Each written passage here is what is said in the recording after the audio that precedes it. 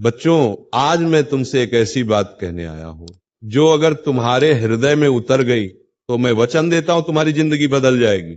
हर बच्चा कहता है, महाराज जी मेरा पढ़ाई में मन नहीं लगता। मन तो कभी किसी में नहीं लगता। मन तो चंचल है, बंदर की तरह कूदता है, भटकता है। उसे पकड़ना ही साधना है और वही साधना स्टडी कहलाती है। पर आज मैं तुम्हें 3 ऐसे सूत्र दूंगा जो अगर तुमने अपनाए तो मन भी वश में होगा और सफलता तुम्हारे चरण चूमेगी। लेकिन एक शर्त है, जो मैं कहूंगा उसे सुनना ही नहीं, जीना भी होगा। अगर फिर वही पुरानी आदतें रही तो वही हाल रहेगा, ना मन लगेगा ना जीवन आगे बढ़ेगा। पहला सूत्र, कारण खोजो। जब तक तुम्हारे पास पढ़ने का कारण नहीं होगा, तुम्हारा मन पढ़ाई में कैसे लगेगा। अगर मैं तुमसे कहूं कल सुबह 4 बजे उठ जाना, तो तुम उठोगे? शायद नहीं। पर अगर मैं कह दूं सुबह 4 बजे उठो और तुम्हें 1 लाख रुपए मिलेंगे, तो तुम 4 नहीं 2 बजे ही उठ जाओगे। क्यों? क्योंकि अब तुम्हारे पास एक कारण है। यही है पहला सूत्र, रीजन बनाओ। क्यों पढ़ रहे हो? क्यों मेहनत कर रहे हो? क्या तुम्हारा कोई सपना है? क्या तुम्हें अपने माता पिता का नाम रोशन करना है? क्या तुम्हें गरीबी से निकलना है?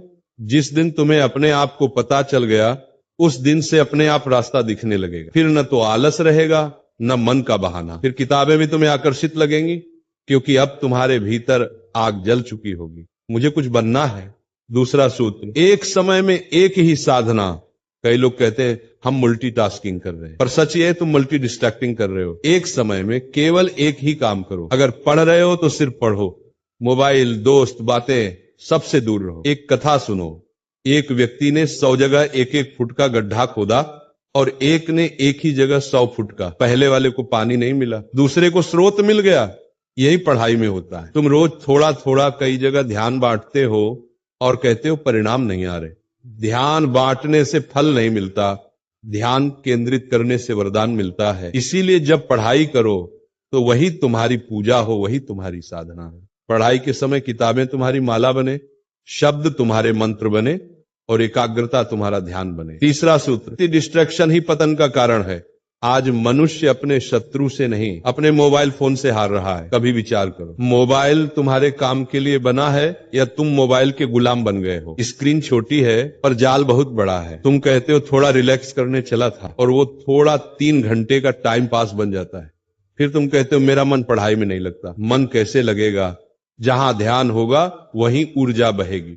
और अगर ध्यान सोशल मीडिया में बहा दोगे तो ज्ञान कहां से आएगा? मोबाइल बुरा नहीं, पर अगर तुम उसका उपयोग साधन की तरह करो तो वो वरदान है। अगर लत की तरह करो तो वो शाप बन जाता है। इसलिए महाराज का आदेश है, मोबाइल का इस्तेमाल करो, मोबाइल न कि तुम्हारा इस्तेमाल करो। टाइम टेबल बना लो और पढ़ाई के समय अपने सारे विचलन काट दो। याद रखना, जब तक डिस्ट्रैक्शन रहेगा कंसंट्रेशन कभी नहीं आएगा। अगर तुम अपने जीवन में सफल होना चाहते हो तो 3 मंत्र याद रखो। कारण खोजो, विकर्षण छोड़ो, एकाग्रता साधो। इन 3 सूत्रों पर चलो, फिर देखना तुम्हारा मन पढ़ाई में भी लगेगा और जीवन भी एक प्रेरणा बन जाएगा। क्योंकि याद रखना, जो मन को जीत लेता है वही संसार को जीत लेता है।